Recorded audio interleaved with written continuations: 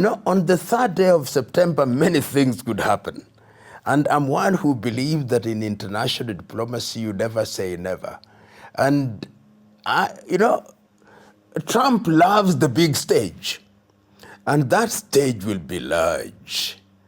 So if he appears there even for just 1 hour and is part of the photo op and part of the interview that follows, it will be part of his making America great again by having this association with the leading powers in the world, militarily, Russia and China. So never say never. I wouldn't be surprised that both President Putin and President Xi would themselves be very happy to have the United States of America pulling on the same side of the tug of war, so that you leave it to the Europeans to do their act and to really, as it were, lick their wounds as former colonizers. So it's a possibility, and is one that I would myself and many people would love to see in order to reset international diplomacy and international engagements. China doesn't talk much. It doesn't make noise. Russia also does not make noise in the manner that Western Europe does.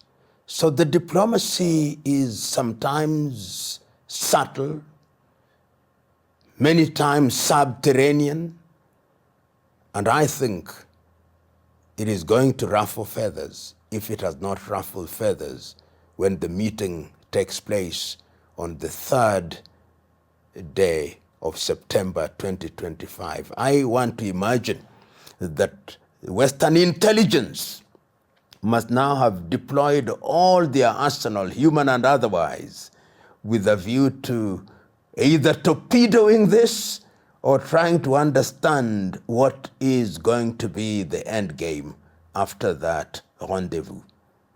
If China was to directly and openly support Russia, then it would send jitters in Europe.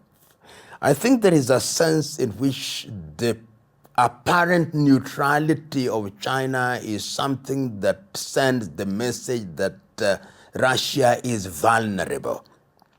But if China were to enter into the war, first of all, from a purely trade perspective, international trade would be disrupted in a very major way.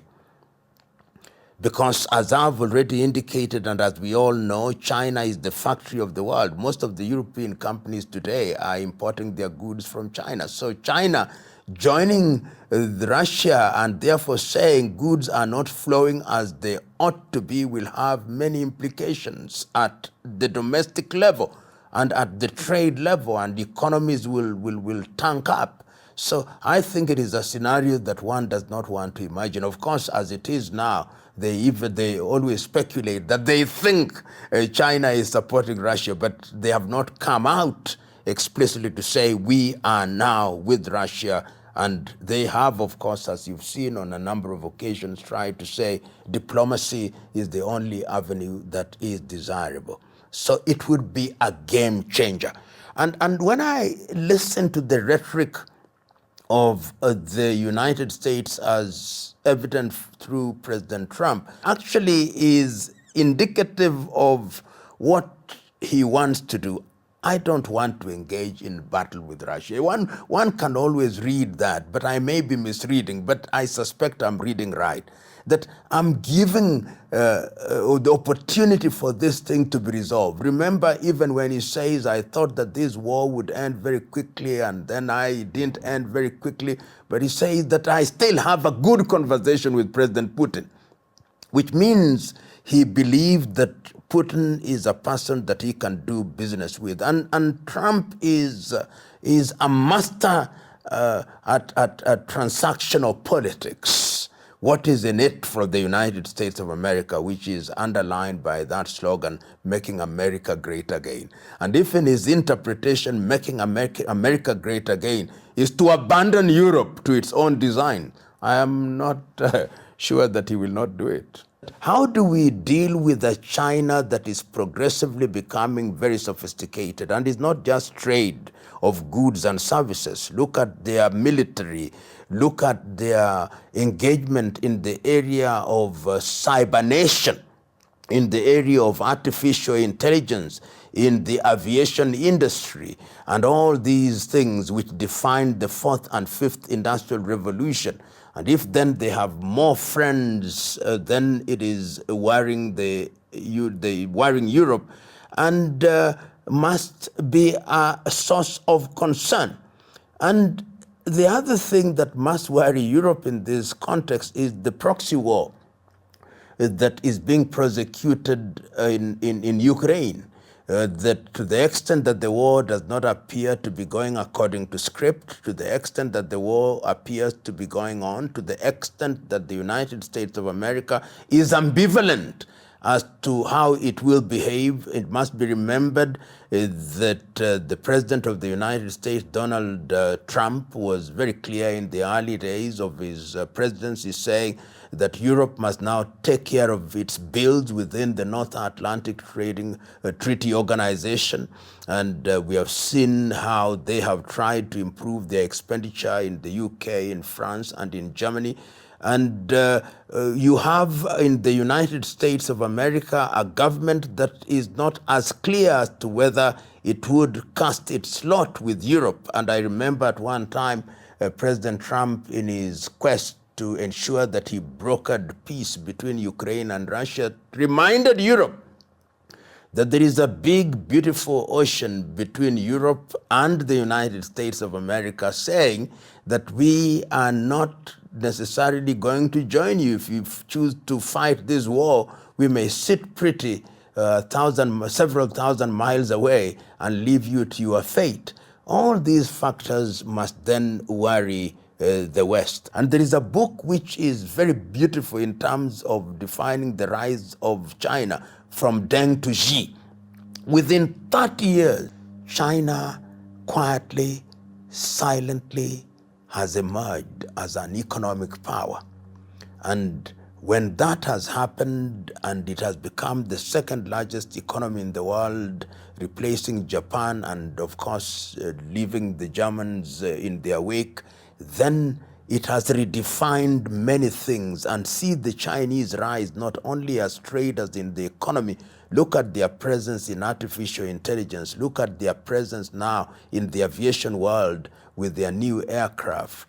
Look at them now beginning to project military power and having military bases outside of their neighborhood. And look at the intimate relationship that they now have with Russia. In other words, the world is moving towards multipolarity. And that multipolarity is one that has seen the weakening of Europe, so that Europe is losing her spheres of influence. European countries are losing their spheres of influence throughout the world, and they are desperate. And the Americans are also losing their grip in critical areas. See, with the coming into power of President Trump and the disbandment almost of the USID. So they are leaving room, and the vacuum that they are leaving is being occupied now. Occupied by the Chinese, occupied by the Russians, and even there are new pretenders in the bloc that are coming to these spaces from the Arab world. The Emiratis and the Qataris and even Turkey are coming into these spaces. So what I see is multipolarity, the emergence of BRICS, with Brazil being a dominant economy in South America. All these are redefining the world, and with the Trump's anti-immigration law, you can also see that even old friends are ruffled. Mexico and Canada are ruffled, and countries that would ordinarily just agree with the United States of America unquestioningly, such as Australia, you can see their prime minister very happy to meet the prime minister of China. So this multipolarity is, in my view, what is going to define the future of the world. It may be messy, but ultimately we'll pick the pieces when we are done with each other. I hold the view that the Russo-Chinese alliance is sending shivers, and I want to imagine that the diplomatic fronts are being worked, metaphorically speaking, on a daily basis. But as we have learned during the short term of the second coming of the presidency of President Trump, the only predictable thing about Trump is unpredictability. He does not say what he is going to do, whether it will be another tariff regime, whether it will be a new sanction regime, whether it will be supplying long-range missiles to Ukraine, whether it will be supplying more Patriot missiles to Ukraine, whether it is going to be more sanctions on the officials from Russia. Nobody knows, and anybody who pretends to know is swimming into the shark-infested waters of speculation. But that does not stop us from building scenarios.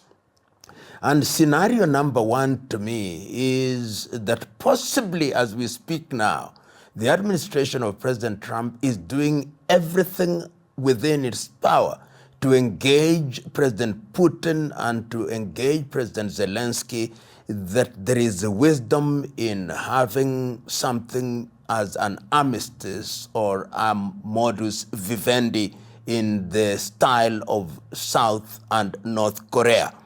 So that once you have an operational modus vivendi and armistice, then it will freeze things and then negotiations can begin to happen.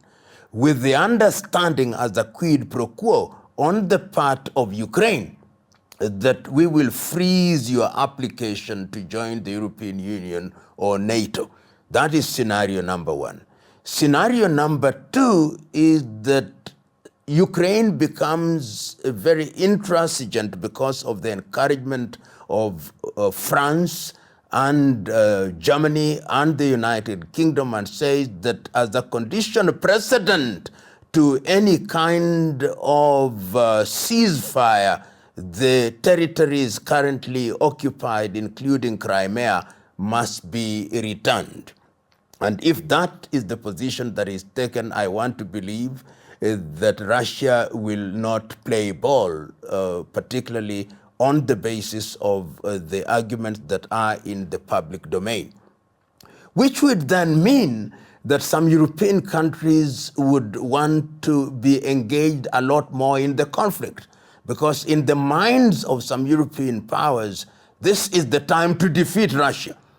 And the question is, can you defeat Russia? It is not something that is not going to be easy. But Russia may also want to say that we now have allies. And China, in my view, would not be averse to saying, we are going to be that ally. We are big, we are nuclear, and if you want us to bloody our noses, we are going to cast our lot with the Russians. That is another scenario, in which event the Europeans would want to say that this is now a NATO affair, which brings another spin. Will the Trump administration then say we are putting boots on the ground? And I don't see appetite for that in the United States, particularly on the basis of extant evidence. So that the United States may very well say, this is a war that is being fought in distant lands. We are not going to be interested in it, and participation will be very token to the extent that we supply some arms, and particularly because those arms are also giving us access to the natural resources of Ukraine. And the other scenario, which I think is unlikely but not impossible, is that America becomes more involved on the side of Europe, and who knows, never say never, casts its lot with Russia and China and reminds Europe, remember in 1990, we said not 1 inch more, let Ukraine be Finlandized, that, as we used to say in the early days, let them be neutral, so that they are neither with Russia in terms of intimacy or with the NATO or the European Union. And I have no doubt in my mind that minds better than I in the diplomatic arena are working along all these, because in all these countries one sees that the appetite for conflict is reducing by the day. And that appetite is one that ought not to be fed by megalomaniacs or egoists who think that this is the time for yet another conflict in the continent of Europe, whether wittingly or unwittingly. That is what I see happening. And I'm waiting, like all the rest, with bated breath. What will be the communique that will be issued by Russia and China on the 3rd day of September? China presents itself as non-threatening, almost weak at times. But I think that is a strategy. China has discovered that in order to get into spaces, you don't need to show arrogance. You don't need to project raw power. That you can be strong and powerful in a very silent way. And you can see their diplomacy, almost velvet, iron fists in velvet gloves. And I think it is very effective. In the Republic of Kenya recently, when a survey was conducted, 71% of those who were surveyed said that they preferred China to the United States. And how are they projecting this? By being involved in things that touch people's daily lives. They're involved in infrastructure development. They are involved in offering scholarship for people to go and learn in China. They are opening Confucius Institutes in major universities of Africa at a time when the Americans are withdrawing their support through USAID, and the Europeans are following suit. But by reduction of what they call aid, the Chinese are coming. They are saying, we are not even giving you aid. You are just good friends and brothers. Of course, that is not always true, that they are giving it for nothing. There is something in it for them. But that non-threatening approach is what is endearing China as a country to different parts of the world. Not only in the continent of Africa, but you can see it even in Latin America, you can see it in Asia, and you can see the meetings, and you can see the reactive diplomacy.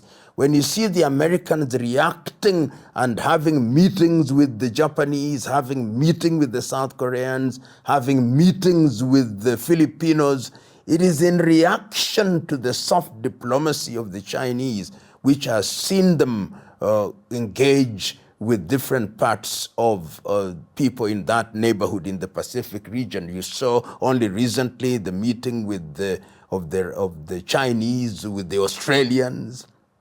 So it's interesting. There are too many moving parts in this machine called the world, and one can only wait and see, even as the parts continue to move, sometimes in an apparently uncoordinated manner, but coordinated nevertheless.